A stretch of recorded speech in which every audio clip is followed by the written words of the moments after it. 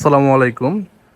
আসলে অনেকে ফোন দেন যে ঘোড়ার ঘর কিভাবে করব, ঘোড়ার ঘরের কি নিচে ফ্লোর পাকা রাখবো না কাঁচা রাখবো। আসলে যে ব্যাপারটা, ঘোড়া আসলে একটা প্রভুভক্ত প্রাণী, শৌখিন প্রাণী, আরামদায়ক প্রাণী।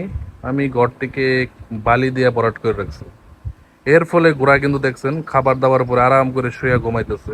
এইখানে যদি আপনি পাকা করে রাখতেন, ফ্লোর করে রাখতেন, ঢালাই করে রাখতেন, সে কিন্তু একবারও শোবে না, কারণ সে ব্যথা পাবে, সে আরাম করতে পারবে না। এবং পাকাতে রাখতে রাখতে যারা ঘোড়াতে নাল পরান না, যারা পরান ঠিক আছে, যারা নাল পরান না তাদের ঘোড়ার পা গুলা ক্ষয় হয়ে যাবে, একটা সময় আস্তে আস্তে বেশি ক্ষয় হয়ে যায়।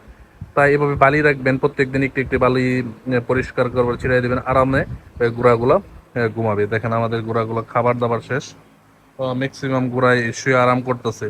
এর ফলে ঘোড়া যদি শুয়ে আরাম করে, ঘোড়ার যে মেন মাজা, মাজা অনেকে এই ব্যাপারে জানেন কি জানেন না, মাজা দুর্বল হয়ে যায়। মাজা দুর্বল ঘোড়ার কোনো দাম নাই, রেস করতে পারে না। কোমর, যেটা কোমর দুর্বল হয়ে যায়, সে ভালো করে দৌড়াইতে পারে না।